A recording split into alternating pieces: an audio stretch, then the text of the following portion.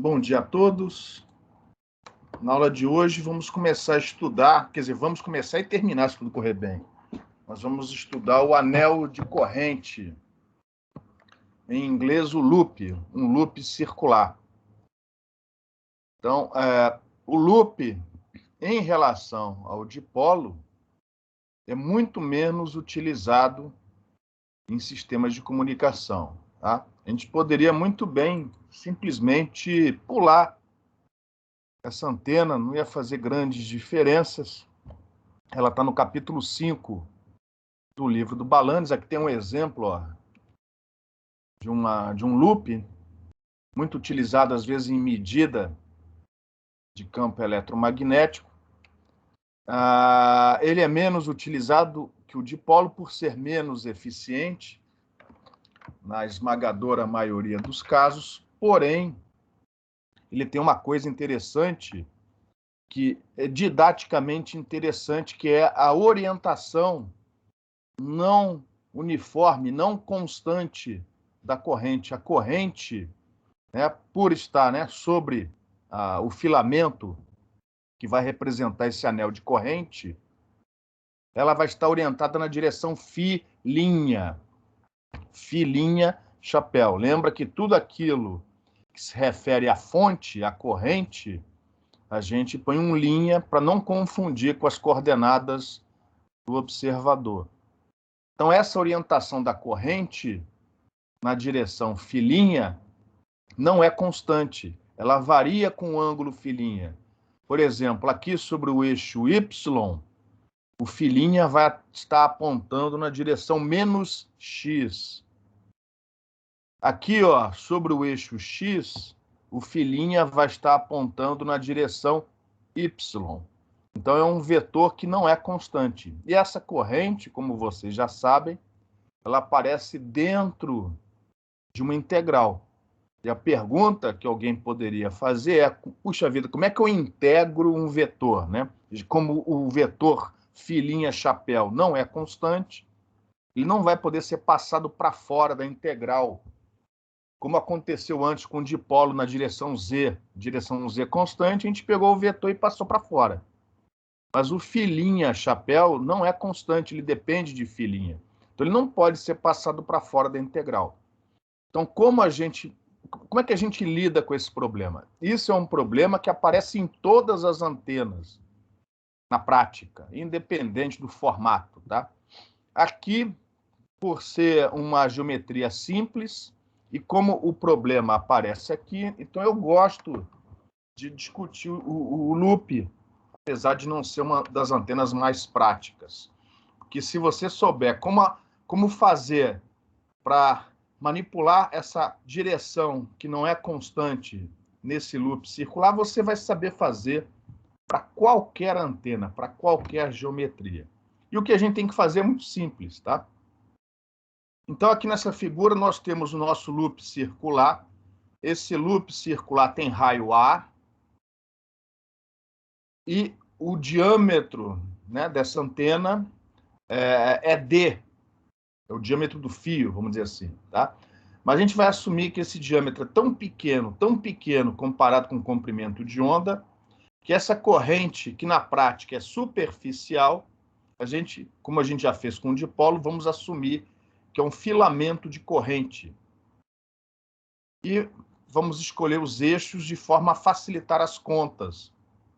Então, a gente vai colocar esse loop circular no plano XY, no plano Z igual a 0, ou seja, no plano θ igual a π sobre 2, centrado na origem, né? E o eixo do loop vai coincidir com o eixo Z. Com isso, mais uma vez, a gente vai tratar, dependendo da geometria, né? Dependendo da distribuição de corrente, a gente vai poder tratar a integral em φ, ou melhor, em filinha, de maneira mais tranquila. Tá? E, como sempre, o observador, com as suas coordenadas r, θ e φ, vai estar aqui sendo localizado pelo vetor R, enquanto que a fonte de corrente, que vai ser esse filamento de corrente circular de raio A, vai ser localizado pelo vetor R'. Então, observe que o vetor R', neste caso, não vai ter componente na direção Z.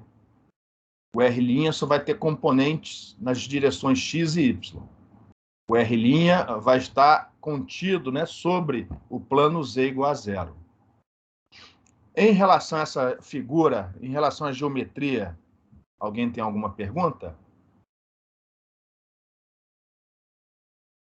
Por causa dessa geometria circular, boa parte dos livros descreve essa corrente como uma série de Fourier em termos de filinha.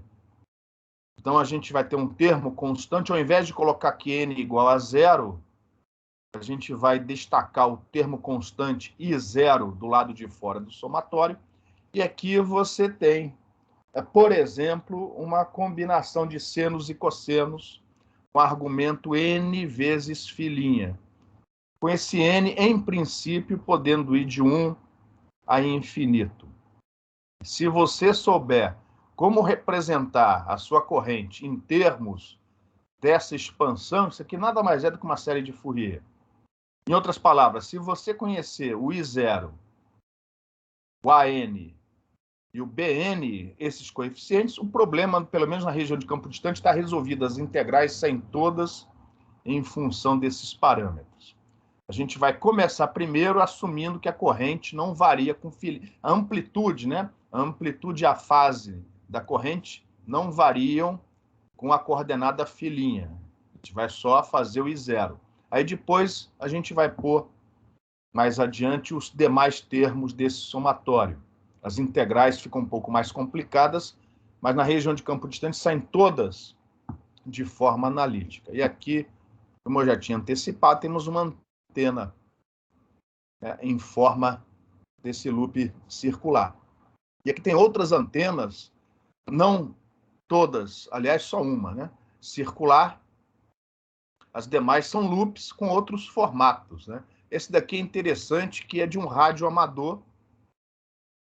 É um loop, né, com várias espiras. Aí ele fez nesse formato engraçado e pôs lá no quintal da casa dele. Aqui temos um conjunto de loops.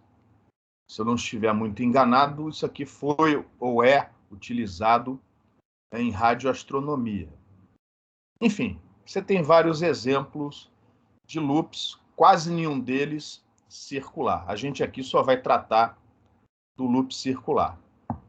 Então, a gente vai começar com o loop pequenininho. Alguns autores chamam isso de loop infinitesimal. No caso do Balanis, ele chama de loop pequeno. Tá?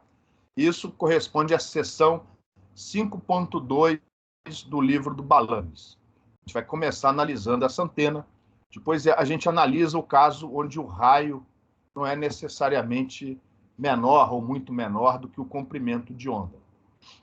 Então, a gente vai primeiro assumir que esse raio A do loop é muito, muito menor que o comprimento de onda. Lógico que isso vai facilitar as contas, né, na hora de resolver a integral. E como já foi antecipado, a gente vai assumir que essa corrente é filamentar. E aqui, no caso, o I0 não depende do filinha.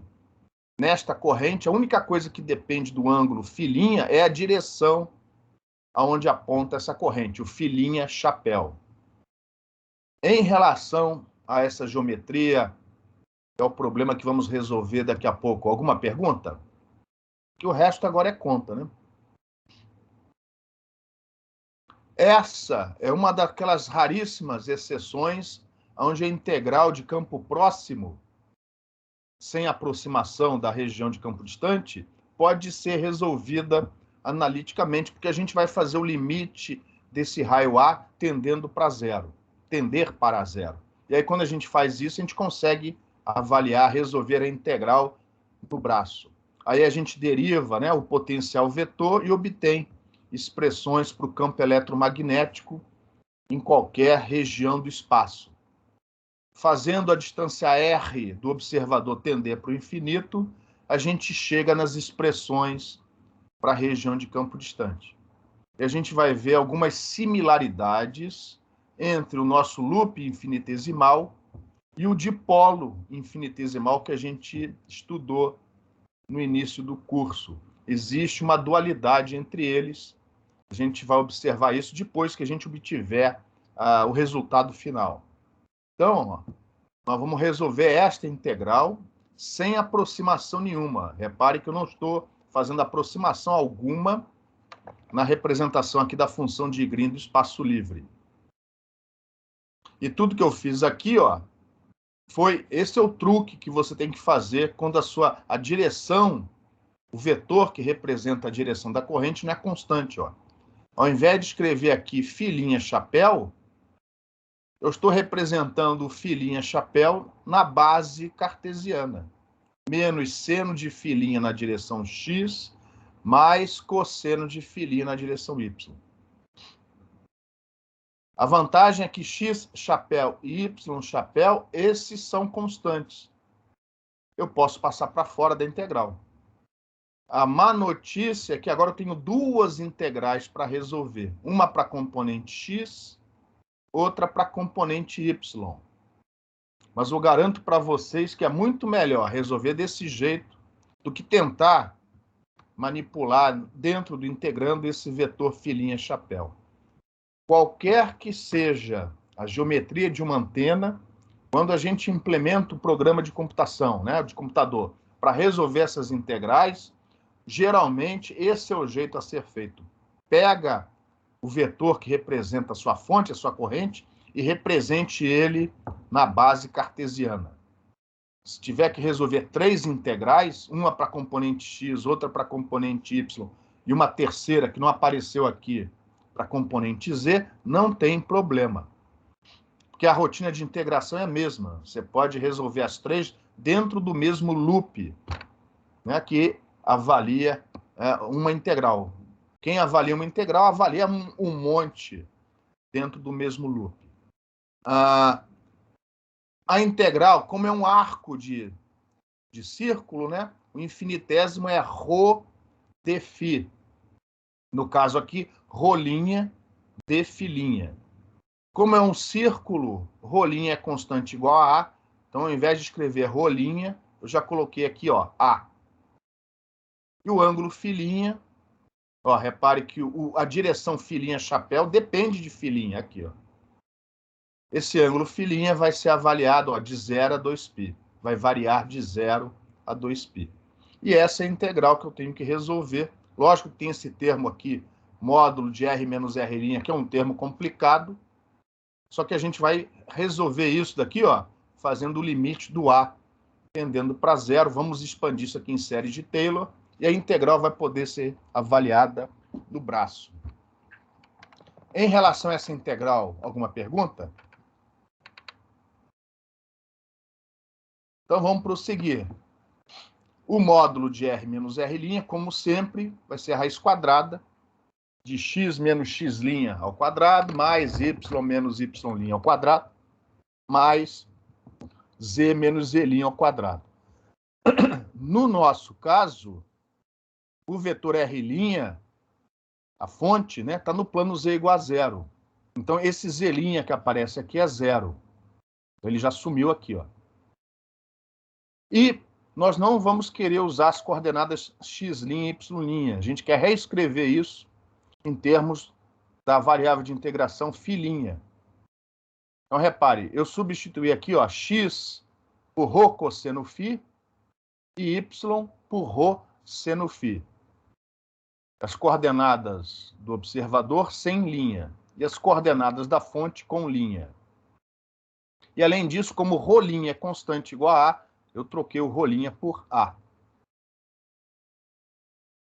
E se você fizer essas contas, né, expandir esses termos ao quadrado e combinar, por exemplo, usando a relação que cosseno ao quadrado mais seno ao quadrado é igual a 1, e também usando a relação que cosseno de φ menos φ' é cosseno de φ' menos, aliás, aqui é mais, né? Mais seno de φ', você consegue, sem aproximação alguma, por enquanto, reescrever esse módulo de R menos R' desta maneira. Então, até aqui não houve aproximação alguma. O problema é que se você colocar essa raiz quadrada aqui dentro, ó, essa integral não dá para ser avaliada. Porém, nós vamos fazer o limite do A tender para zero. Então, quando o A tende para zero, a gente vai poder fazer uma expansão em série de Taylor, ou série de Maclaurin, como você preferir, dessa função de Green do espaço livre. E aí, isso aí não é para qualquer um, não. Vai exigir um pouco de conta de você. A variável passa a ser o A, expandindo, né, em série de Taylor em torno do A igual a zero, e pegando só os dois primeiros termos, você consegue provar que essa função de Green do espaço livre pode ser reescrita usando esses dois termos aqui, ó. Esse é o termo onde não aparece o A, esse é o termo que multiplica A, e os outros termos que foram ignorados são proporcionais a A ao quadrado, A ao cubo, etc. Como o A tende para zero, eu eliminei os outros termos. Eu obtive essa expansão, ó, só para vocês terem uma ideia, usando o software Matemática. Então, quem tiver acesso ao software Matemática ou algum software similar ao Matemática, por exemplo, Maple, sabendo programar direitinho, ele faz essas expansões em série de Taylor para você. Em relação ao conceito, né? Não essas contas aqui, mas ao conceito, em relação ao que a gente está fazendo para resolver essa integral. Alguém tem alguma pergunta? Se fosse o dipolo, né? No caso do dipolo, lembra que a gente simplesmente a gente simplesmente pegou o primeiro termo da aproximação e resolvemos a integral. Aqui eu vou precisar de pegar os dois primeiros termos, porque repara o seguinte, o primeiro termo, aquele que não depende do A, ele também não depende de filinha. Então, quando eu pegar este primeiro termo e substituir aqui em cima, eu vou ter duas integrais, uma de seno de filinha de 0 a 2π, e outra de cosseno de filinha de 0 a 2π. As duas integrais vão dar zero. Então, para eu ter um resultado diferente de zero, eu sou obrigado a botar o segundo termo também. Neste caso, este segundo termo vai dar uma contribuição diferente de zero. Mas se por acaso a contribuição do segundo termo também desse um resultado nulo, você seria obrigado a pegar o terceiro termo. Aqui a gente só vai precisar do segundo termo, tá? E no final, eu vou ter uma representação desse meu potencial vetor magnético em termos das coordenadas do observador. Repare que as coordenadas do observador aparecem aqui, ó, ρ, z e φ. Acontece que, para o observador, não é interessante usar as coordenadas cilíndricas. É mais interessante usar as coordenadas esféricas. Então, antes de prosseguir, eu vou reescrever isso daqui, ó, substituindo as coordenadas cilíndricas do observador pelas suas coordenadas esféricas. Por exemplo, ρ ao quadrado mais z ao quadrado é r ao quadrado. Ρ dividido pela raiz de ρ ao quadrado mais z ao quadrado é seno de θ. Então, eu vou fazer essas substituições e reescrever esses dois primeiros termos desta forma aqui. Então, repare que este termo daqui, ó, que aparece tanto aqui como aqui, ó, nada mais é do que o fator de onda esférica, que eu já pus aqui para fora em evidência. E o ρ dividido por raiz de ρ ao quadrado mais z ao quadrado, eu já substituí, ó, por seno de θ. Então, esta última expressão são os dois primeiros termos da expansão da função de Green do espaço livre em série de Taylor, né? Só que mudando, convertendo, né, as coordenadas cilíndricas do observador para as respectivas coordenadas esféricas. Porque no final vai ficar mais apropriado escrever tudo em função das coordenadas esféricas do observador. Em relação a esta última equação, alguém tem alguma pergunta? Então, agora eu vou pegar isso daqui e substituir, ó, lá em cima na função, no lugar da função de Green do espaço livre. Já está feita a substituição. O A e 0 são constantes, eu já passei para fora da integral. O fator de onda esférica, ó, também é constante, eu passei para fora da integral. E agora eu vou ter que resolver essa integral, que é tranquila, que ela só envolve produto de seno e cosseno. O primeiro termo, ó, esse 1 que aparece aqui, quando eu integrar a parcela seno de filinha e a outra parcela cosseno de filinha, isso vai dar 0. Que corresponde a um ciclo da senoide, a área positiva, a área negativa, uma cancela com a outra. Então, ó, eu já tirei esse primeiro termo daqui, ó, porque a contribuição no final vai dar 0. Então, eu não estou dizendo que isso é 0, não é. Eu já estou dizendo, ó, depois que você integra, esse primeiro termo aqui não te dá contribuição nenhuma. Sobra apenas a contribuição que vem aqui do segundo termo. E nesse segundo termo, só o cosseno de φ menos filinha é que depende de filinha. Então, ele ficou dentro da integral. Todo o resto eu já passei aqui para fora. Essas integrais aqui são tranquilas de serem avaliadas. A integral da componente x vai dar menos seno de φ. Esse φ veio daqui, ó. Enquanto que a integral da componente y vai dar cosseno de φ. Ah, é. Vezes π, vezes π, vezes π. Esse π eu já cortei com esse π daqui, ó. Por isso que não aparece π aqui embaixo. Então, vou repetir. A integral da componente x vai dar menos π vezes seno de φ. E a integral da componente y vai dar π vezes cosseno de φ. E aí o π eu já cortei com esse, ele não aparece mais nessa expressão. E aí eu olho para esse termo entre parênteses e enxergo ali a direção φ-chapéu.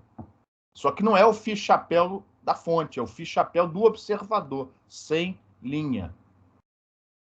E finalmente eu chego na expressão do potencial vetor magnético para esse loop infinitesimal de corrente elétrica.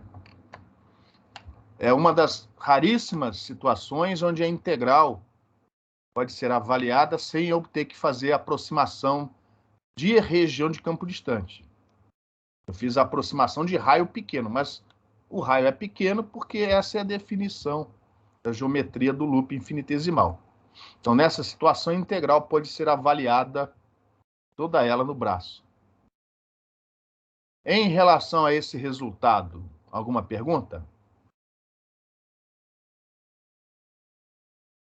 Agora, para obter o campo eletromagnético radiado, eu preciso derivar esse potencial vetor. Como eu não estou na região de campo distante, não tem jeito, vai ter que derivar mesmo, vai ter que resolver aquelas derivadas. E aí, resolvendo as derivadas, você acha as componentes as componentes esférica do campo elétrico e do campo magnético. Então, ó, repare que existe uma certa dualidade entre o loop e o dipolo infinitesimal. Agora, é o campo magnético que tem componentes R e θ. A componente φ do campo magnético é nula. Enquanto que o campo elétrico só tem componente na direção φ. As outras duas são nulas. Repare que, tirando fora a troca de E virou H, H virou E, e algumas constantes, esta variação aqui, ó, tanto com θ como com R, é idêntica ao do dipolo infinitesimal. Então, se vocês lembrarem daquele filminho que eu passei várias aulas atrás, das linhas de campo radiadas pelo dipolo infinitesimal, para o loop infinitesimal, o filme é o mesmo, igualzinho. Só que as linhas de campo agora são do campo magnético e não mais do campo elétrico. Então, aquele filme com aquelas linhas em cor alaranjada que a gente mostrou para o dipolo infinitesimal elétrico, aquele filminho vale também para o loop. Só que ao invés das linhas de campo serem do campo elétrico, agora são do campo magnético. Para obter o campo na região de campo distante é tranquilo, basta agora, nessas expressões, fazer o R tender para infinito. De maneira que vão ficar apenas esses dois termos aqui, ó. Os outros vão para zero muito mais rapidamente, porque variam com 1 sobre r ao quadrado, 1 sobre r ao cubo. Então, retendo apenas os termos com variação de amplitude, né? 1 sobre r, na região de campo distante ficam apenas as componentes θ do campo magnético e φ do campo elétrico. E aí você vai perceber, como já era esperado, que na região de campo distante, a frente de onda é esférica e TEM.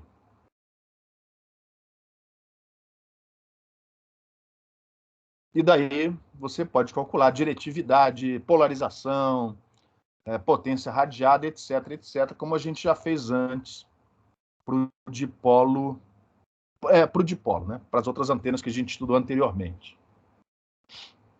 Então, em termos de loop infinitesimal, o problema está resolvido.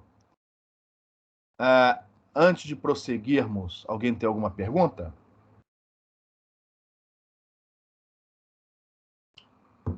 Nenhuma pergunta, pessoal? Está todo mundo entendendo tudo direitinho? Então, como eu disse, para o loop, perdão, eu vou às vezes trocar loop com dipolo, cuidado, tá? Para o loop infinitesimal, o problema está resolvido. Só que, no próximo slide, vamos resolver de novo o problema, agora direto, né, para a região de campo distante. Não há necessidade disso, mas eu vou resolver de novo como uma maneira de exercitar, já que aqui temos uma coisa diferente daquilo que apareceu no dipolo. Uma corrente, uma fonte de corrente, cuja direção, filhinha chapéu, varia com a variável de integração. Então, como exercício, vamos resolver de novo o problema, só que agora direto na região de campo distante. Então, para a região de campo distante, basta você fazer o produto K vezes R e tender para o infinito nas equações anteriores. O problema já está resolvido, mas eu vou querer resolver de novo.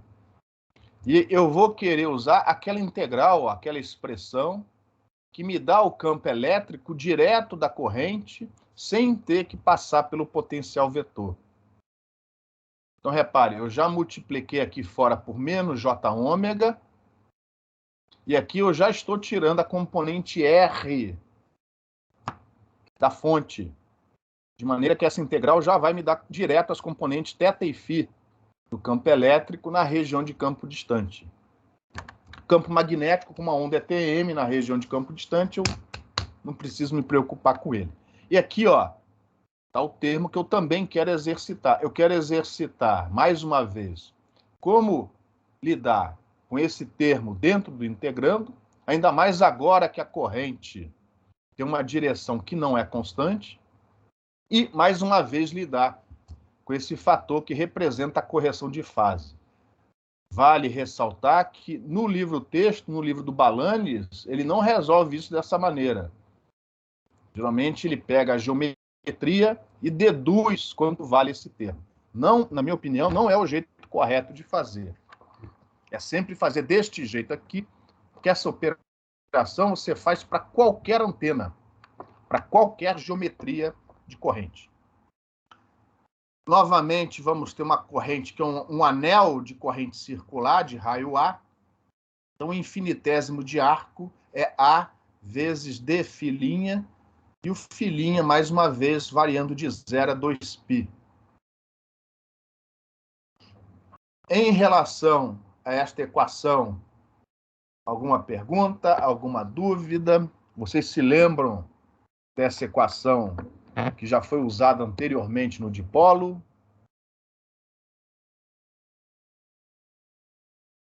Alguém, por favor, diga ou sim ou não. Eu lembro sim, professor. Beleza, é só para saber se está tudo funcionando. Então é isso. Então, primeiro, vamos manipular esses termos do integrando. Eu vou, se eu não estou enganado, começar por esse daqui. Lembrando que a novidade aqui, que é o que faz com que eu goste de dar essa antena no curso, é justamente a direção que não é constante da corrente. Então, a nossa corrente, que é um filamento de corrente, ela tem amplitude e fase constantes, e 0, né? Uma constante, mas a direção não é. Não posso passar para fora da integral. E agora, pior ainda, eu tenho que tirar a componente R. Só que essa componente R corresponde à base esférica do observador. Então, como é que eu vou tirar o R daqui de dentro? É muito simples. O que a gente vai fazer agora vale para qualquer geometria de antena, qualquer distribuição de corrente. Óbvio, a primeira coisa que você faz é passar este vetor para a base cartesiana. Então, você vai lá no apêndice do Balanis, ou do livro de cálculo, e converte da base cilíndrica, φ' para a base cartesiana, xy, no caso.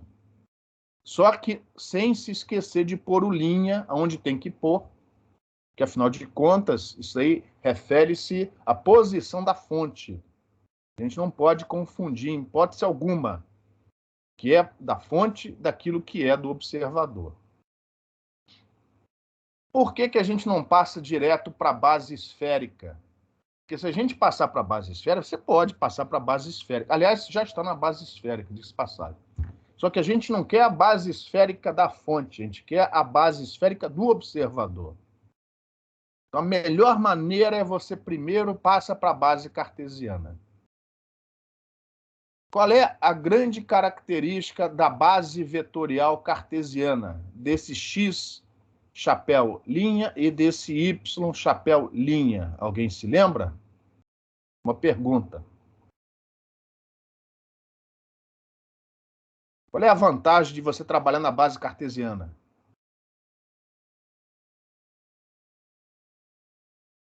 A base cartesiana, a base vetorial cartesiana, ela é constante.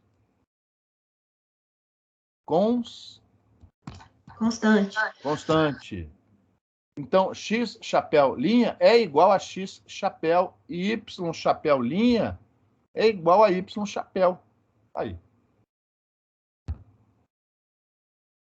Para terminar, tudo que você tem que fazer agora é pegar esse x chapéu e representar na base esférica e fazer o mesmo para o y chapéu. Acabou o problema. Agora você vem aqui, joga fora estas duas componentes na direção R, ó, e você vai ter o seu vetor descrito já na base esférica do observador e sem a componente R. Tudo que eu fiz daqui para cá foi jogar a componente R no lixo e usar as propriedades trigonométricas para juntar, né? Componente θ com componente θ e componente φ com componente φ. Ó. Isso daqui já é, né, a sua corrente sem a componente R. Você faz isso antes da integral. Já o vetor, o produto escalar R' escalar R chapéu, você tem que lembrar que essa conta tem que ser feita na mesma base vetorial. Então, o jeito que eu prefiro, que eu acho melhor, é passar os dois vetores para a base cartesiana. Deixa eu colocar aqui, antes que dê problema. A bateria está salvo pelo gol. Então, o que a gente fez aqui? O R' é x' na direção x mais y' na direção y. Só que eu não quero usar as coordenadas x' e y'. Eu quero que apareça a variável de integração φ'. Então, aqui eu troquei o x por ρ cosseno φ, com linha, né? E o y por ρ seno φ. Só que nesse caso, o ρ' é constante igual a A. Então, ao invés de escrever ρ', eu escrevi A. E o R chapéu é aquele de sempre. Sempre vai ser seno θ cosseno φ na direção x, mais seno θ seno φ na direção y, mais cosseno θ na direção z. E aí, fazendo o produto escalar, multiplicando a componente x com a componente x, somando o produto da componente y com a y, você chega nisso daqui, ó. E aí está a correção de fase para a região de campo distante para presente geometria. Ah, perdão. Em relação a esses dois termos, a corrente sem a sua componente R e o produto escalar indicado aqui, alguém tem alguma dúvida? Alguma pergunta? Não. Não deixem de repetir esses cálculos, né? Essas operações depois da aula, tá? Como exercício. Se você fizer isso para as primeiras antenas, você não vai ter nunca mais problema com as demais, tá? Bom, ainda assim a integral é uma integral complicada. Não é trivial, tá? Porque, repare, vai aparecer um cosseno de φ menos φ' no argumento dessa exponencial. É um cosseno dentro de um cosseno, por exemplo. Mas, mais uma vez, vamos usar a expansão em série de Taylor, porque o raio desse anel, o raio A, é muito pequeno. Então, quando a gente substituir isso daqui dentro da exponencial, a gente vai reescrever a exponencial desta maneira aqui, ó, fazendo a expansão. É elevado a x, quando o x tende para zero, é 1 mais x. Ou seja, 1 mais o argumento. É exatamente o que está aqui. 1 mais o argumento da exponencial. Os outros termos dependem de a ao quadrado, a ao cubo, etc. Como o a tende para zero, a gente está ignorando esses termos. Mais uma vez, eu sou obrigado a pegar dois termos, o primeiro e o segundo. Porque se eu ficar só com esse daqui, ó, se eu disser que aquela exponencial é igual a 1, como a gente fez com o dipolo infinitesimal, na hora que eu substituir esse 1 aqui e integrar isso daqui, ó, de 0 a 2π, a integral vai dar 0. Então, este primeiro termo não vai me dar contribuição alguma após a integral realizada. Então, por isso que eu preciso pegar o segundo termo. Se o segundo termo também não desse contribuição nenhuma, vocês iam ver aqui mais um termo dependendo do a ao quadrado. Só que esse segundo termo vai dar contribuição, então a gente para nele. E aí eu vou substituir essa aproximação lá em cima. Já está lá a minha corrente sem a componente R e já está lá a exponencial representada pelos dois primeiros termos, já que eu estou avaliando essa integral no limite do a tendendo para zero. Repare, seno de φ menos φ' integrado de 0 a 2π dá 0. Cosseno de φ menos φ' integrado de 0 a 2π dá 0 também. Por isso que esse primeiro termo não vai dar contribuição nenhuma. Então, se eu não estiver enganado, na próxima linha eu já vou ter... Ah, não. Eu já resolvi a integral. Então tá, vamos lá. Então, esse primeiro termo não dá contribuição. Aí vamos para o segundo termo. No segundo termo vai aparecer seno de φ menos φ' vezes cosseno de φ menos φ'. Seno vezes cosseno são ortogonais. Ou se você preferir, esse produto está ímpar. Então, na hora que você integra isso de 0 a 2π, dá 0 de novo. Só a última tentativa é que dá diferente de 0. Porque, repare, na última, ó, eu vou multiplicar cosseno por cosseno, vai dar cosseno ao quadrado. E aí, a integral de cosseno de φ menos φ ao quadrado de 0 a 2π vai dar π. Então, a única contribuição que fica é a da componente φ do campo elétrico. A gente já sabia disso, porque a gente já tinha resolvido esse problema antes. E a gente já tinha visto que na região de campo distante, campo elétrico só tem componente na direção φ. Então, quando você fizer isso, ó, o π que aparece aqui eu já cortei com esse.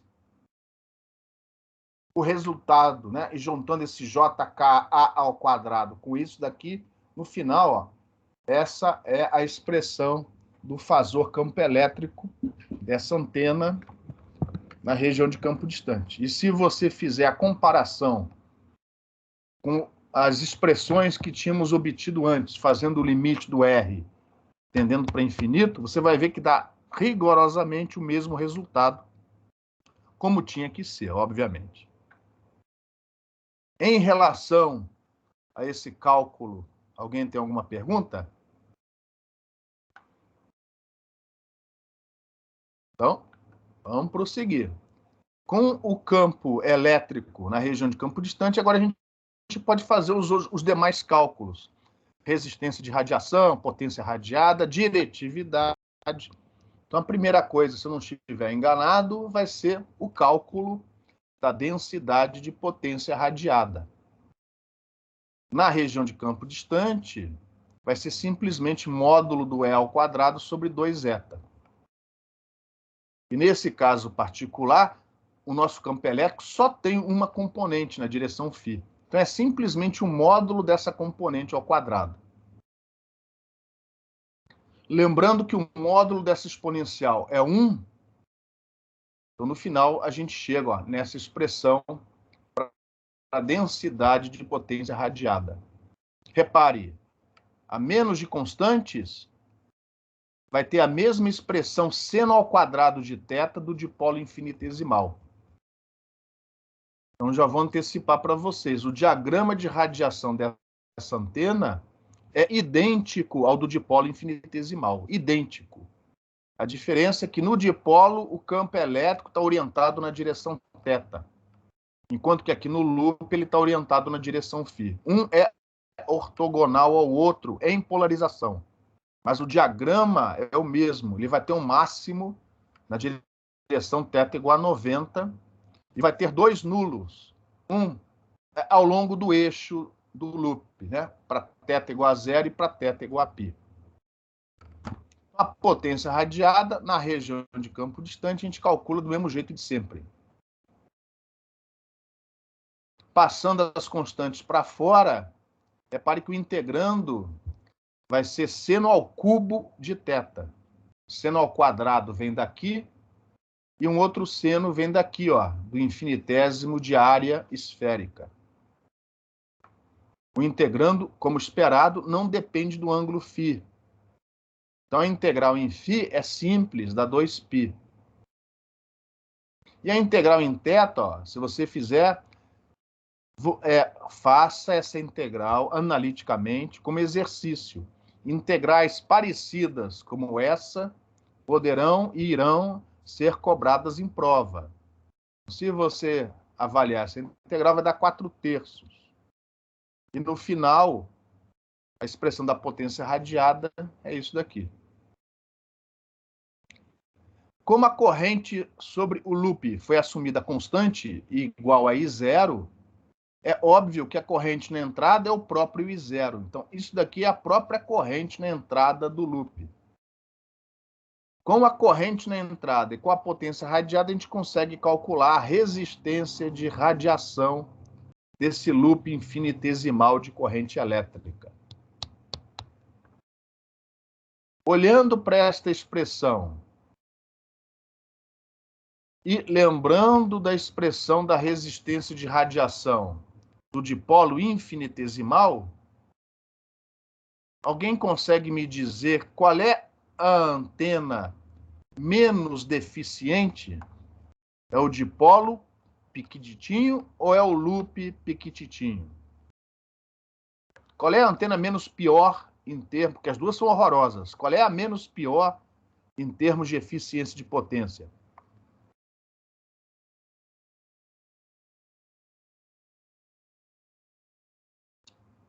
Ô, pessoal, uma pergunta.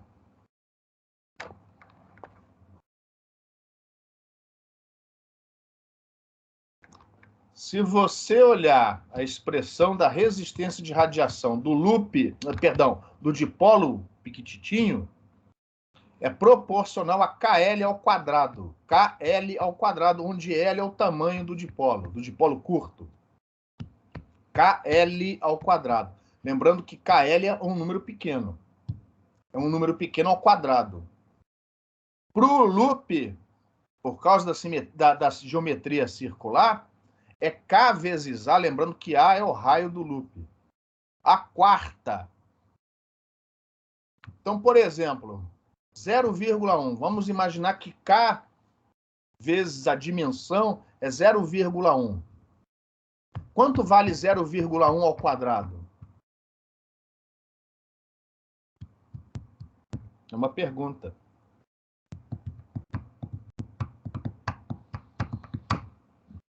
Ô, pessoal, 0,1 ao quadrado. 0,01. E quanto vale 0,1 à quarta?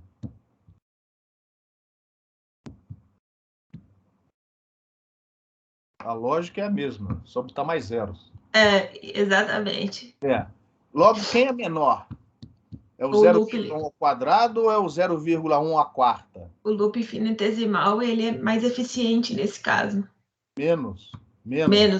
Que a resistência vai dar bem menor para o mesmo tamanho de arame, para o mesmo tamanho de fio.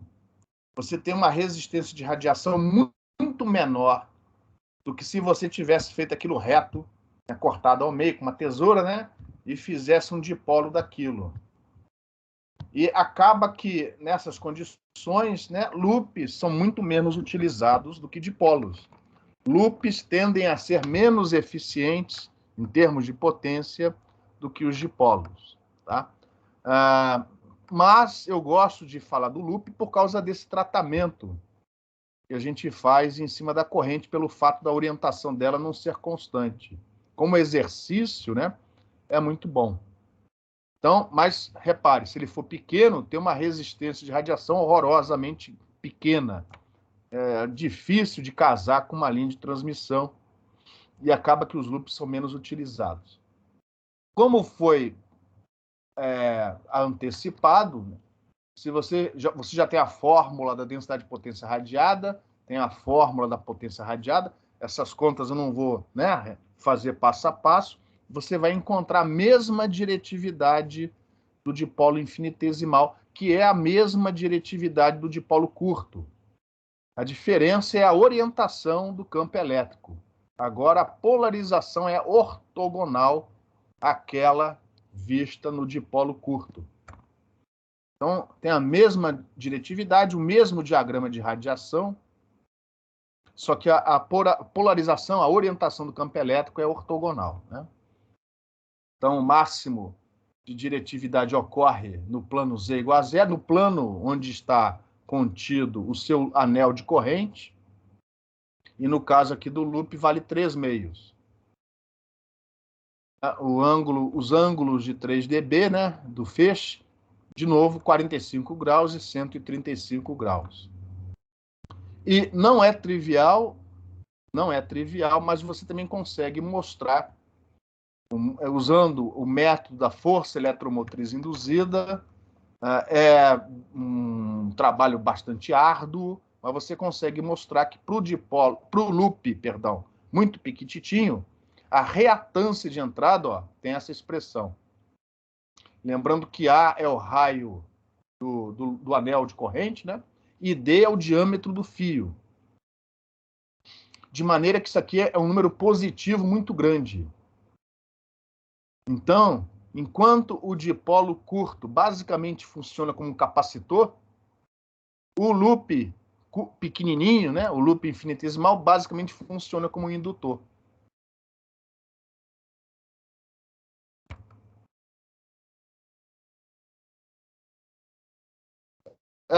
Em relação ao loop infinitesimal, alguém tem alguma pergunta? Nós agora vamos resolver o problema assumindo aquela expansão da corrente que eu mostrei antes, tá? Na região de campo distante é possível ainda avaliar a integral. O resultado final vai ficar em função do I0 das amplitudes AN e BN. Tá? Ou seja, se você souber essas amplitudes, o problema na região de campo distante está resolvido. E sem precisar fazer o raio A tendendo para zero. No livro do Balanis, vocês vão ver na seção 5.3 o problema resolvido sem assumir o raio tendendo para zero, mas apenas para a corrente, para o termo constante. Os resultados, para isso, ele até menciona, mas ele não mostra os resultados. Aqui a gente vai mostrar os resultados, inclusive para os termos do somatório.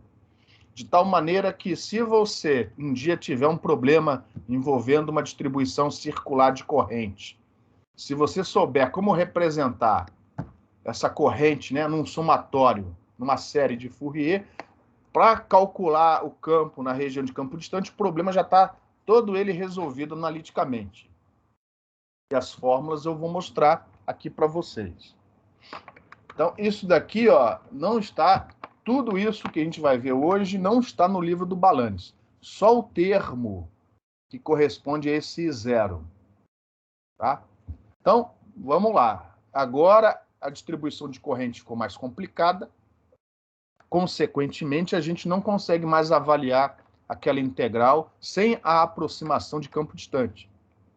Então, aqui a gente agora só vai avaliar o campo na região de campo distante desse loop. E o raio A, a gente não vai mais assumir que ele é muito menor que o comprimento de onda. Então, repare, isso daí nada mais é do que representar a sua corrente sobre esse loop circular por uma série de Fourier. Tá? Por causa dessa geometria circular, talvez seja a maneira mais apropriada de resolver esse problema. Tá? Então, direto na região de campo distante e direto usando aquela fórmula que te dá o campo elétrico, sem precisar passar pelo potencial vetor. A menos da variação da corrente, a direção continua sendo filhinha chapéu. Né? A direção dessa corrente continua sendo filhinha chapéu. Então, a retirada do termo R dá o mesmo resultado que a gente viu antes. O mesmo, só que ao invés de usar I0, agora você vai usar tudo isso daqui. Ó. E esse termo aqui, ó, R' escalar R chapéu, é o mesmo, a geometria é a mesma. Então, eu não vou mais repetir aqueles passos, eu já vou colocar aqui o resultado final. Essa daqui, ó, esse termo entre chaves, faz o papel que antes era feito só pelo I0 sozinho. É a nossa corrente I-φ, que agora não é mais uma constante, ela varia com ângulo filhinha. Esse termo que você está vendo aqui, ó, é a direção filhinha chapéu menos a componente R. Exatamente como a gente já tinha feito num determinado slide para trás. Isso daqui, ó, é aquela expressão obtida do R' escalar R chapéu. E essa é a integral que a gente tem que resolver. E a complicação aqui é que nós não vamos mais poder usar aquela expansão em série de Taylor para essa exponencial. Porque agora a gente não vai mais assumir que o raio A tende para zero. Então a gente tem que integrar esse negócio aqui, ó. E esse termo que aparece aqui, ó, ele também aparece quando mais tarde no curso, depois da primeira prova, quando nós formos estudar radiação por aberturas circulares, que é um problema que está envolvido, né? Tem a ver com antenas refletoras, radiação por lentes dielétricas, abertura circular. Então, este termo, muito parecido com esse, não é igual, ao invés do A vai ter um rolinha. Mas em relação à filinha, vai ser igualzinho a esse daqui. Então, para resolver essa integral, a gente precisa usar uma expansão especial para essa exponencial aqui, ó. É uma expansão muito útil para quem trabalha com antenas de abertura, quando a gente trabalha com aberturas circulares. É uma expansão que vai ser usada mais tarde. Só que eu vou jogar essa expansão para vocês, eu vou dar o resultado para vocês sem prova alguma. Então, é possível mostrar que esta exponencial aqui, ó, ela pode ser reescrita desta forma. A gente chama isso de uma série de Fourier generalizada. A expansão em Fourier, né, ou pelo menos a teoria por trás, aí já não foi mais o Fourier, né, foram os matemáticos que vieram depois dele. Mostram que você pode expandir uma função em termos de outras funções ortogonais entre si. Por exemplo, em funções de Bessel. Então, esse J que você vê aqui, ó, não é corrente, hein? Cuidado. Esse J com esse índice N, ou melhor, M, aqui é J com índice 0, a gente chama isso de ordem. J com ordem 0, J com ordem M, é uma função de Bessel. É a função de Bessel de ordem M. Eu não vou provar isso aqui, eu vou usar este resultado. Qual é a vantagem de você fazer isso? A vantagem de você fazer isso é que você isola a variação em filinha do resto. Aqui, ó. E mais, essa variação ficou em termos de cosseno de m vezes φ menos filinha. Isso faz com que a integral em filinha seja avaliada de forma fechada. Porque as integrais que vão restar, ó, são todas de produtos de cossenos e senos. A desvantagem é que a integral vai embora, mas fica um somatório. Do ponto de vista analítico, é sempre legal você, né, resolver ali, eliminar uma integral. Do ponto de vista numérico, vai depender do problema. Vai depender se a integral pode ser avaliada em poucos pontos e ou o somatório tem poucos termos. Então, às vezes, você está trocando, né, uma integral que você pode avaliar com poucos pontos por um somatório. Às vezes não é interessante, às vezes, fazendo isso, o teu código fica mais lento. Porque lembra que você tem que calcular essas funções de Bessel, pô. Tem rotina para isso, mas cada cálculo desses leva um tempo para ser efetuado. A vantagem de você fazer assim, ó, é que quando você tem um algoritmo e você não sabe exatamente qual é a antena que aquele algoritmo vai ter que resolver, né? Porque geralmente, se você tem um programa de computador para fazer esses cálculos, é para projetar a antena. Se você está projetando uma antena, você não sabe, em princípio, o que vai sair do projeto. Então, o somatório, às vezes, é melhor que a integral, porque a integral, como é que você sabe quantos pontos você precisa numa integral, né? Na quadratura que você usa para avaliar uma integral, quantos pontos você precisa? Como é que você sabe disso a priori? Vai depender do integrando, vai depender da corrente, vai depender da geometria da antena. Então, geralmente, a gente acaba colocando muito mais pontos do que o necessário para garantir. E, às vezes, a gente faz o cálculo, aí depois põe mais pontos e repete para ver se mudou o resultado, para ver se convergiu. Então, a integral, quando você não sabe, né, aonde aquilo vai ser usado no futuro, a integral tem essa desvantagem. Ou então você usa uma técnica de integração que seja adaptativa, né? Você vai pondo pontos de uma maneira até chegar no resultado. Já o somatório, desde que ele não demore para convergir, tem uma vantagem, porque você põe mais um termo e compara com os anteriores, até convergir. Então, o somatório, às vezes, tem essa vantagem. O algoritmo fica mais robusto.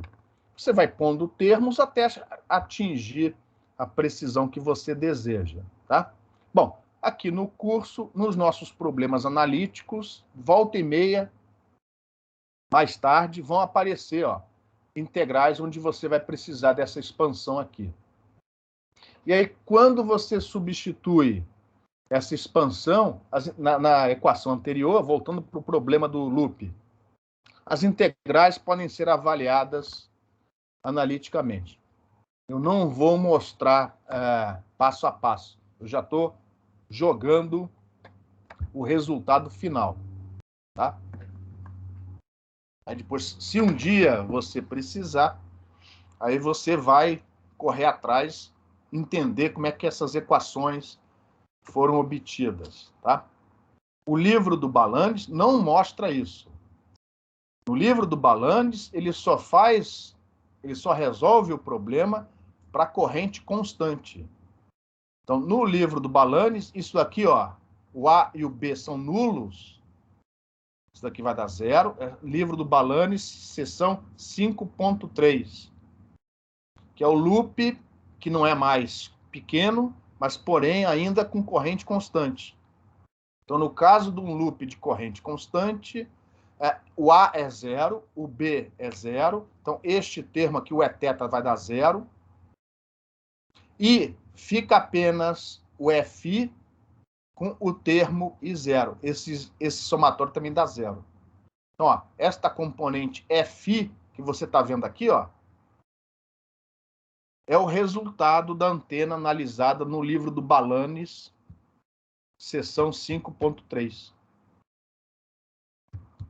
E se você fizer o A, ou melhor, o Ka tendendo para 0, neste resultado, você chega no resultado anterior. Então, para N igual a 0, ou seja, sem o somatório, só com o I0, e fazendo o raio Ka tendendo para 0, a gente cai no loop infinitesimal que a gente tinha estudado anteriormente. Em relação ao problema que a gente acabou de resolver, alguém tem alguma pergunta?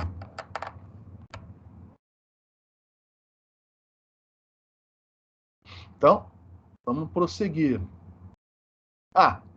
Como eu tinha dito antes, existem algumas semelhanças entre o loop e o dipolo o loop infinitesimal e o dipolo infinitesimal. Então, agora, o nosso loop volta a ser pequititinho, com o raio A tendendo para 0. A gente vai falar sobre a dualidade que existe entre o dipolo e o loop infinitesimais, tá? Então, se você olhar para as expressões que a gente obteve lá no início do curso, para o dipolo infinitesimal elétrico, esse elétrico significa corrente elétrica, porque a corrente pode ser magnética. Então, se você tiver um dipolo infinitesimal elétrico, repare que não é o dipolo curto, é o dipolo infinitesimal, o dipolo de Hertz. Com corrente elétrica, momento, né, I vezes L, essas são as expressões do campo eletromagnético que a gente obteve, ó, sem aproximação alguma. E no início da aula de hoje, a gente resolveu para o loop infinitesimal elétrico, seção 5.2 do Balandes. Repare que a menos de constantes, a variação com θ e R é a mesma. Só que o que era E vira H e vice-versa. Então, repare que no dipolo infinitesimal elétrico, ele tem componentes E na direção r-θ e H apenas na direção φ. Para o loop infinitesimal elétrico é o dual. É o H, que só tem componentes nas direções r e θ, e o E apenas na direção φ.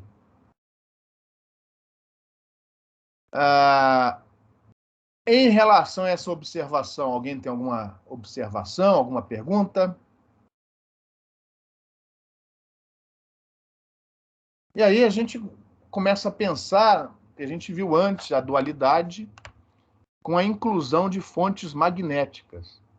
E aí a gente pensa o seguinte, puxa vida, então se o meu loop infinitesimal fosse de corrente magnética ao invés de elétrica, então ele ia irradiar como se fosse um dipolo infinitesimal elétrico. E é verdade, a menos de uma constante, o loop infinitesimal magnético irradia como um dipolo infinitesimal elétrico, e vice-versa. Tá? Tanto que, se vocês lembrarem de alguma disciplina da física que vocês já fizeram no ciclo básico, você deve lembrar que no modelo atômico clássico, aquele que o elétron fica girando em volta do núcleo, existe um momento magnético. Alguém se lembra disso? Alguém já viu isso antes? Sim, já vi sim. Porque o elétron rodando em volta, né, do núcleo, né, nada mais é do que um loop de corrente elétrica, que, por sua vez, é igual, é equivalente a um dipolo magnético. Por isso que a gente fala que nesse modelo atômico clássico, o átomo, né, tem um certo momento magnético. Como é que a gente observa isso? Simplesmente agora pegando a tabela, né, de dualidade, que a gente já mostrou no início do curso, e faz a troca, né? O que é elétrico vira magnético, o que é magnético vira menos elétrico. E aí nós vamos ter automaticamente duas outras tabelas. Uma para o dipolo infinitesimal magnético e outra para o loop infinitesimal magnético. E aí você compara as 4 tabelas entre si. Aqui estão, ó. Sem mais delonga, os campos, né, para o dipolo infinitesimal magnético e para o loop infinitesimal magnético, obtidas usando o princípio da dualidade nas tabelas do slide anterior. E se você comparar as 4 tabelas entre si, você vai ver que o loop infinitesimal magnético de corrente M0 é equivalente ao dipolo infinitesimal elétrico de corrente zero, a menos de constantes. Se você ajustar estas constantes da maneira como está aqui, ó, lembrando que I0L é o momento do dipolo, né? E M0 é a nossa corrente magnética. Os dois irradiam rigorosamente o mesmo campo. E, por dualidade, o mesmo vale para o loop infinitesimal elétrico comparado ao dipolo infinitesimal magnético. Se essa igualdade for verificada, as duas antenas irradiam rigorosamente o mesmo campo. Você não consegue distinguir uma da outra. Os campos são rigorosamente os mesmos, em polarização, enfim, tudo. Nós não vamos usar esta informação no curso. Então, isso fica mais como uma observação, como uma curiosidade. Pode ser que um dia vocês precisem, enfim, dessa informação, ela fica aqui disponível para vocês. Professor, oi. Eu tenho uma dúvida. Então, isso significa que se, no dia a dia, né, eu quisesse avaliar um loop infinitesimal como um dipolo e depois fazer as substituições, é possível? Com certeza. Porque, querendo ou não, as expressões do dipolo, assim, me pareceram um pouco mais fáceis de serem interpretadas do que a do loop. Mas eu vou te dizer que provavelmente isso veio por causa do fato de você estar vendo o loop agora. Se você fizer mais Pode ser. Isso, você vai ver que é a mesma coisa, pô. Então, é a mesma coisa, no final das contas. Entendi. Você também pode usar esse conceito, por exemplo, para tentar entender, colocar uma densidade de corrente numa superfície, enfim, você imagina como fazer isso na prática, ou quase, né, igual. Aí a pergunta é, será que eu posso fazer isso também com uma corrente magnética? Então, repare, corrente magnética é equivalente a um loop de corrente elétrica. Sim, Então, você pode brincar com essas coisas e tentar... como é que eu posso construir algo que tem uma densidade... Não sei para que serve isso, estou só dando uma ideia, entendeu? não, assim, é mais por curiosidade mesmo, né? Se a gente consegue fazer essas manipulações e tudo mais. Por exemplo, quem vai mexer com metamaterial, talvez essa dualidade, essa analogia seja interessante. É o meu caso, na verdade. Por exemplo, com loops de corrente, né, impressos sobre uma superfície, você pode estar simulando ali dipolos de corrente magnética. E por aí vai, tá? Sim, obrigada. Pode ser que você precise desse conceito mais tarde. Pode ser que sim, pode ser que não, a informação está aí. Obrigada, professor. Nada. Então, só para concluir essa parte do loop, então, como foi dito antes, o loop ele tem uma eficiência muito ruim, porque a resistência de radiação é muito pequena e a reatância de entrada é uma indutância muito alta. Em relação à indutância, não tem o que você possa fazer, mas em relação à resistência de radiação, existe um artifício que é usado na prática para tentar aumentar um pouco essa resistência de radiação e, consequentemente, tentar melhorar um pouco a eficiência de potência. Se vocês lembrarem das fotos que a gente mostrou no início da aula de hoje, tinha alguns exemplos de loop, não circulares, mas tinha alguns exemplos de loop lá com várias espiras, várias voltas. E a explicação para isso é relativamente simples. Então, imagina que eu tenha, ao invés de um loop só com uma volta, eu tenho um loop com N voltas. Tá? Os fios devidamente isolados uns dos outros, né? Etc. E aí, ó, eu faço isso tão compacto, que, na verdade, as N voltas é como se fosse uma coisa só. Só que, ó, quando eu fizer isso compacto, a corrente na entrada vai valer Iin, é a corrente na entrada.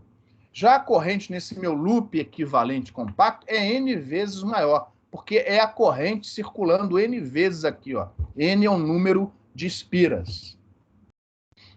Consequentemente, ó, se eu tenho uma corrente N vezes maior, o que vai acontecer com a potência radiada?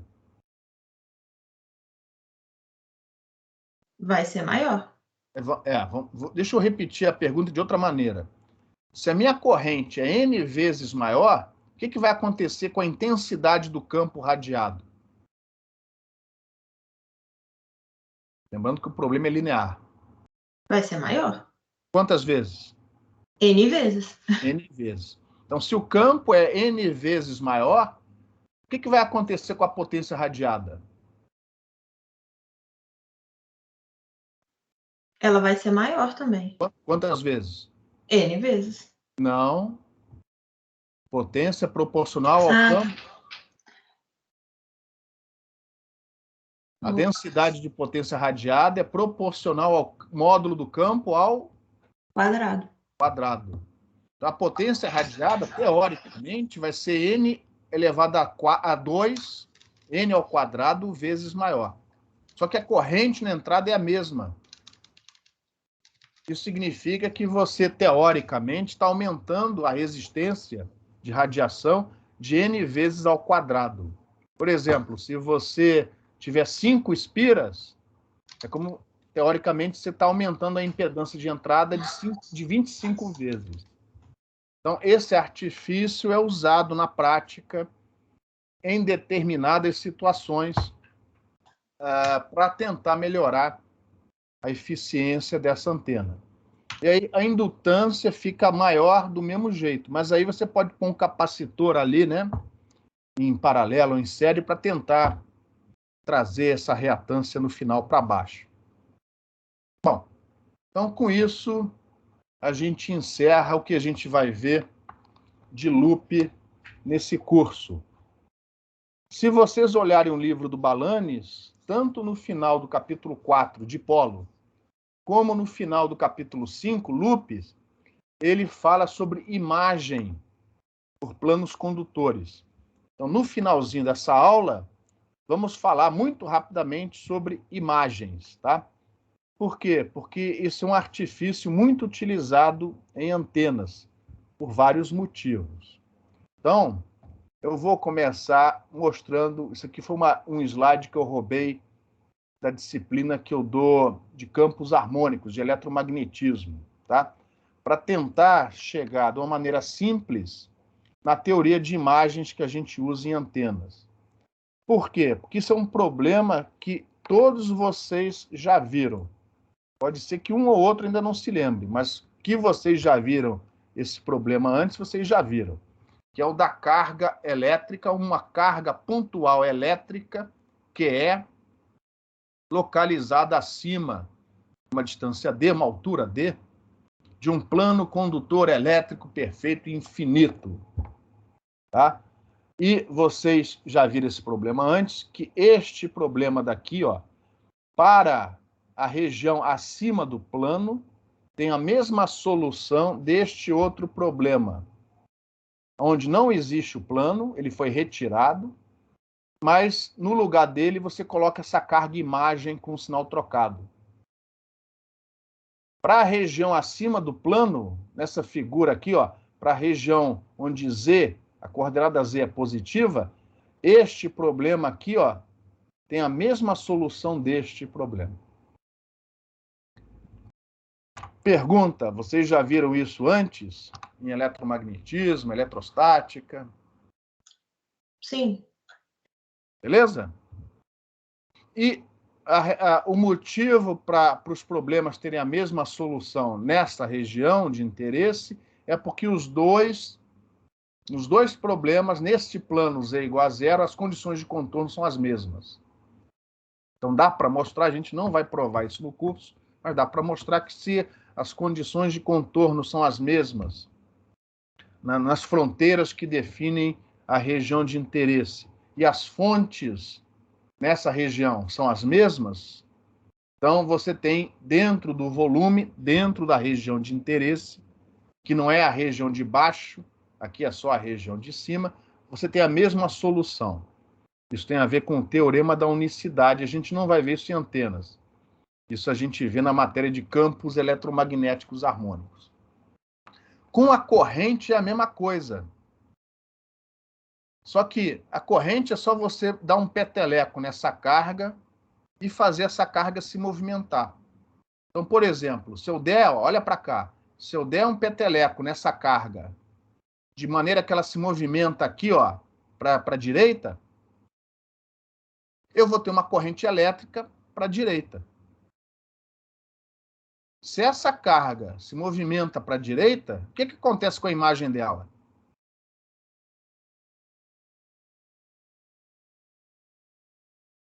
É uma pergunta.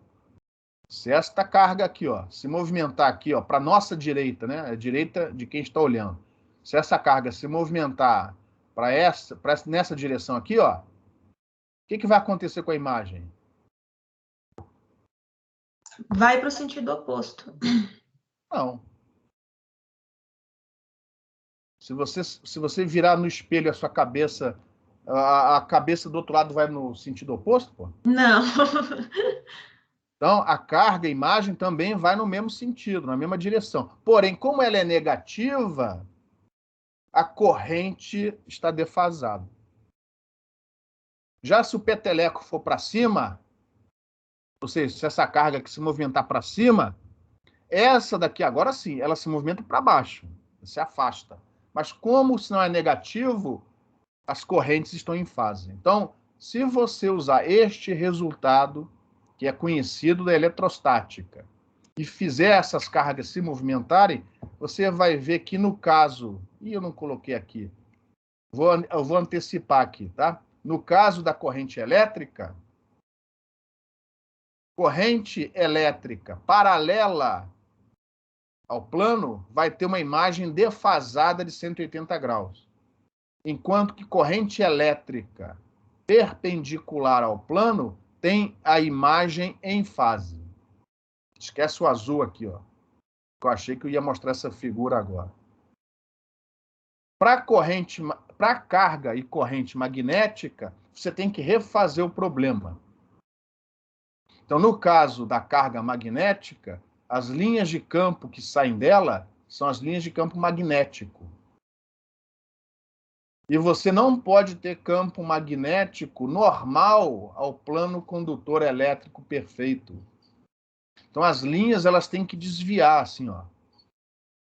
Isso equivale a você ter, no problema equivalente, uma carga com o mesmo sinal. Porque assim as linhas se afastam, né? Se repelem, melhor dizendo, né? As linhas se repelem.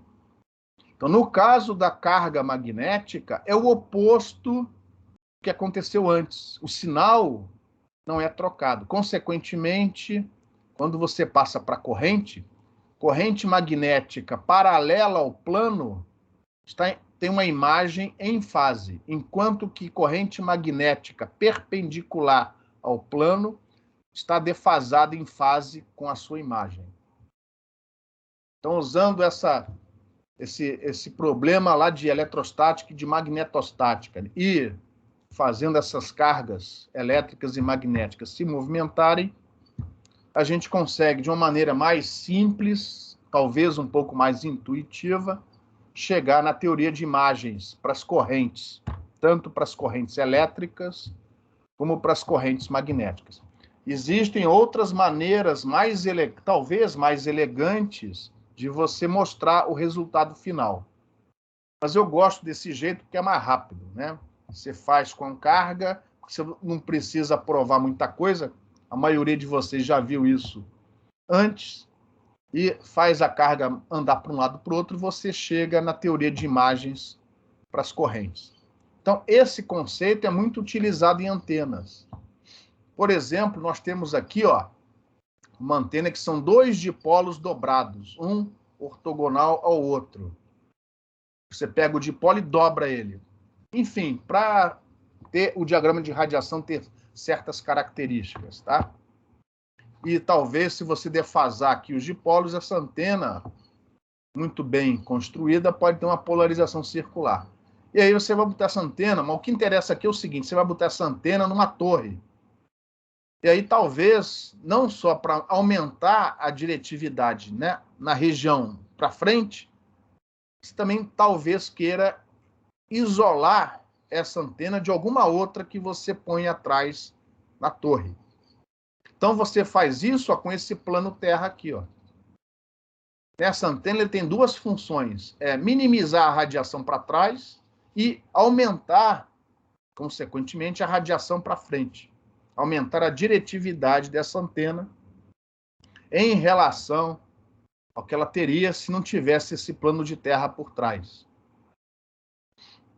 Esse plano terra aqui, ele está furado, ó. Ele não é sólido. Porque desde que esses furos sejam muito menores do que o comprimento de onda, isso basicamente atua como se fosse um sólido. É que nem a porta do forno de micro-ondas. Se você reparar a porta do forno de micro-ondas na cozinha, ela é furadinha, tem aquele metal, né, por trás do vidro ou dentro do vidro, furadinho. Porque assim você consegue ver o que está lá dentro, mas a radiação em torno de 2,4 GB não consegue escapar de dentro para fora. Furadinho, além de ser mais barato, né, tem menos resistência ao ar. Então, se bater um vento, né, a chance disso aqui sair voando diminui. Você também pode usar esse conceito do plano terra para antenas transmissoras de AM. No AM, geralmente, você usa torres. A torre é o próprio monopolo. E ele vai funcionar melhor, ele vai irradiar melhor se ele estiver sobre um plano terra. Então, se a condutividade do local não for suficientemente adequada, você pode artificialmente colocar uns fios metálicos, né, em forma desses raios enterrados no chão. Então, isso daí vai simular, né, um monopolo sobre um plano terra. Então, antenas na presença de plano terra são comuns na prática. E aí a teoria apresentada anteriormente, ela facilita, ela não é precisa, porque o plano terra, além de não ser condutor perfeito, ele não é infinito, né? Mas, enfim, te dá uma ideia de como começar o entendimento e o projeto de uma antena como essa. Então, ó, nós estamos, no caso aqui, na seção 4.7 do livro do Balanis. A gente pulou isso daí, eu estou voltando para trás um pouquinho. Então, se você tiver uma distribuição de corrente, que é a sua antena, sobre, ou à frente, enfim, aliás, o à frente é só virar essa figura, né? Lógico. Você pode tirar o plano condutor fora e colocar no lugar as imagens. Por que eu quero tirar esse plano condutor fora?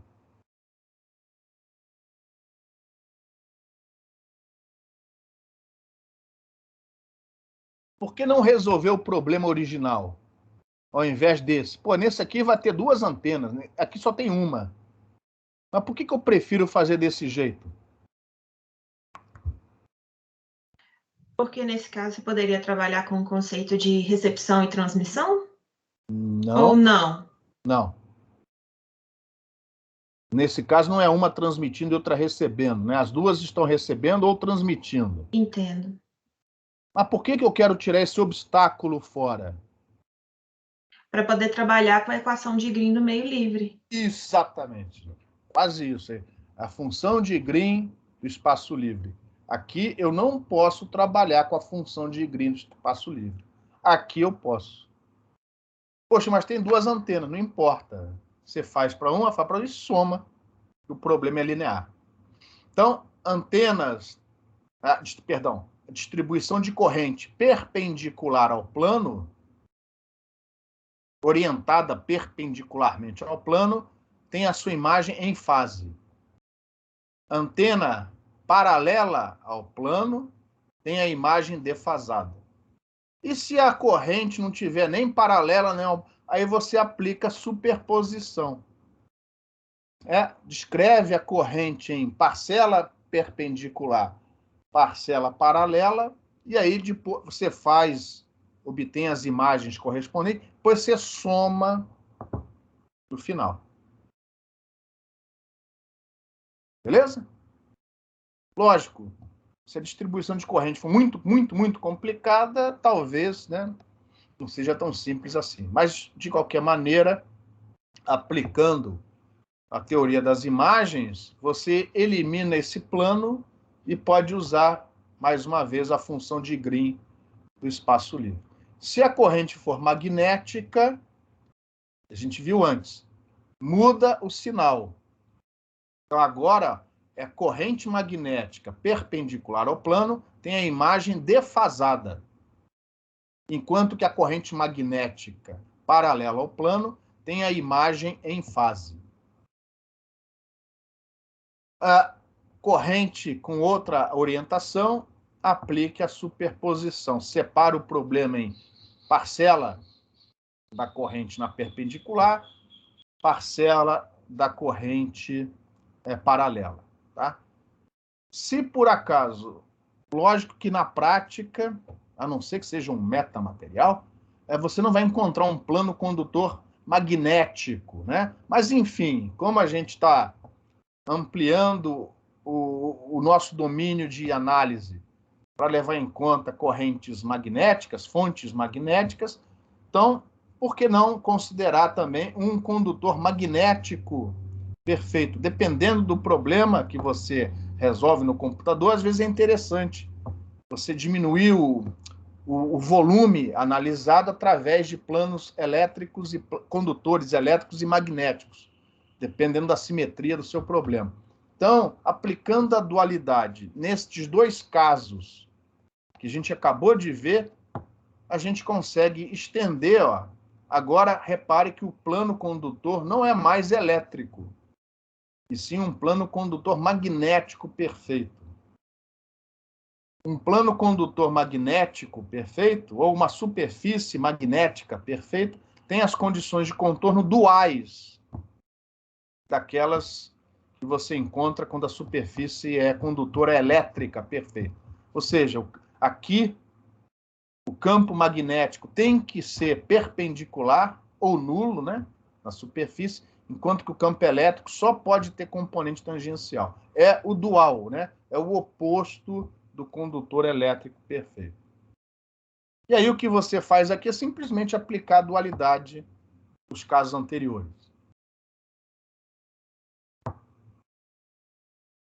Em relação à teoria das imagens, alguém tem alguma pergunta, alguma observação?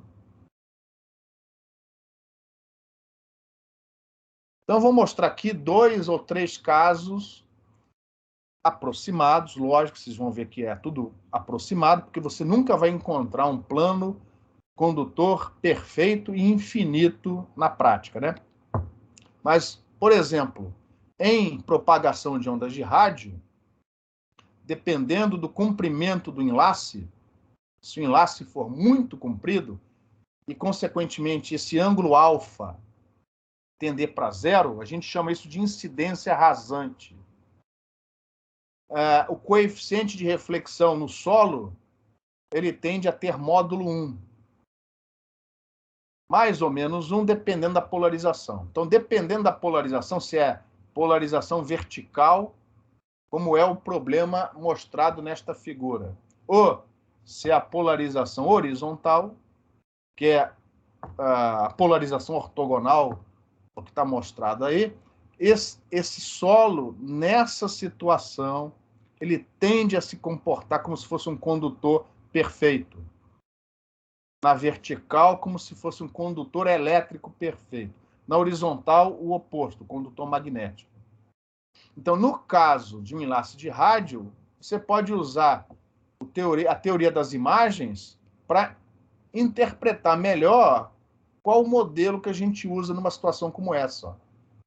Você pode pensar que o campo que chega lá no receptor é a combinação de um campo direto que vem da antena transmissora, mais um campo refletido, né? A gente chama de refletido, mas na verdade é um campo espalhado pelo solo. Você pode interpretar esse campo refletido como sendo aquele, ó, que foi produzido por uma imagem. E se por acaso, né, o coeficiente não for necessariamente unitário, aí você faz uma aproximação e põe ali, multiplica esse campo que vem da imagem por um coeficiente de reflexão mais apropriado. Então, imagens podem ser usadas, por exemplo, em modelos de propagação. Existem modelos de propagação para frequências maiores, e agora com o 5G, esses modelos vão ficar na moda, que é você usar traçados de raios, por exemplo, no ambiente urbano, para obter as trajetórias que são refletidas, refratadas, difratadas, até chegar no receptor, né? Enfim, até um certo limite, lógico. E aí você pode, uma possibilidade, né, construir um algoritmo baseado na teoria das imagens. E aí você vai achando as trajetórias entre o transmissor e o receptor.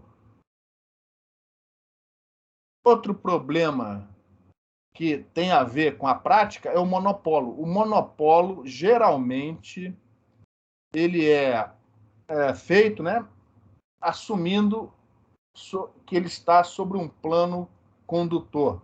Teoricamente, um plano condutor elétrico perfeito. Tá? Então, você pode interpretar, entender o monopolo. Lógico que isso vai ser uma aproximação, que na prática, esse plano Terra nunca vai ser condutor perfeito, muito menos infinito. Mas para entender mais ou menos como um dipolo, um monopolo funciona, isso daqui, ó, usando imagens, para a região acima do plano, é equivalente a um dipolo com um tamanho dobrado, um comprimento 2L. E aí a gente pode, inclusive, aproximadamente, entender como é que funciona a impedância de entrada dessa antena, monopolo. Porque, repara, sendo a corrente na entrada a mesma do dipolo, o campo radiado pelo monopolo é, nesse nosso modelo simplificado, idêntico ao campo do dipolo com o dobro do tamanho. Só que isso só vale do plano para cima, ou seja, na metade do espaço, na região 1, na região acima do plano. Então, é o mesmo campo. Mas quando você for calcular a potência radiada, você vai calcular que a potência radiada é a metade da do dipolo.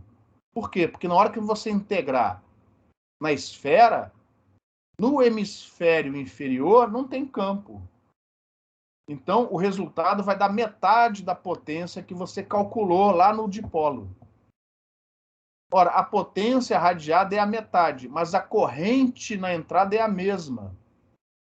Consequentemente, a tendência é que o monopolo tenha uma impedância de entrada que é a metade da impedância de um dipolo com o dobro do tamanho. Aqui eu fiz para resistência de radiação, mas se você pensar que você pode estender isso para potência complexa, isso vale não só para resistência de entrada, mas também para reatância de entrada. Então, teoricamente, um monopolo de lambda sobre 4, um monopolo de 1/4 de comprimento de onda, vai ter uma impedância de entrada, que é aquela do dipolo de meia onda, dividido por 2. Ou seja, 73 mais J 42,5, tudo isso dividido por 2.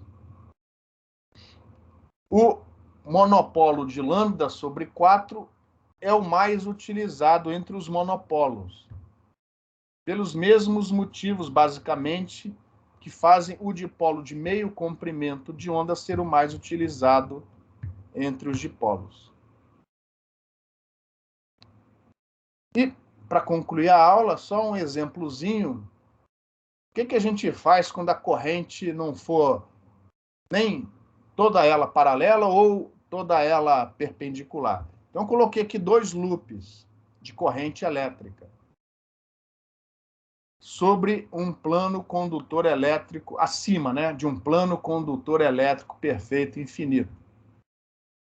Nesse caso, esse loop está na vertical, vamos chamar assim, e esse daqui, ó, não está muito bem desenhado, mas eu quis passar a ideia que esse daqui está todo paralelo ao plano. Então, repare, como é que a gente faz aqui? Faz ponto a ponto, ó. Por exemplo, este cara daqui, ó, este ponto, vai ter a imagem aqui, ó. Mais ou menos, né? Só que como aqui, ó, neste ponto, a corrente é paralela ao plano, aqui a imagem vai estar no sentido oposto. Já neste ponto, ó, neste ponto daqui, a imagem vai estar mais ou menos aqui, ó. Só que neste ponto, a corrente é perpendicular ao plano. Consequentemente, a imagem vai ter a mesma orientação. Então, se você fizer ponto a ponto, você acaba recuperando, ó, como vai ser o caso. No caso do loop na vertical, é que chama isso aqui vertical? Enfim, com essa orientação, o loop imagem, ó, tem a corrente fluindo no mesmo sentido. Ó. No caso dessa figura, as duas no sentido anti-horário.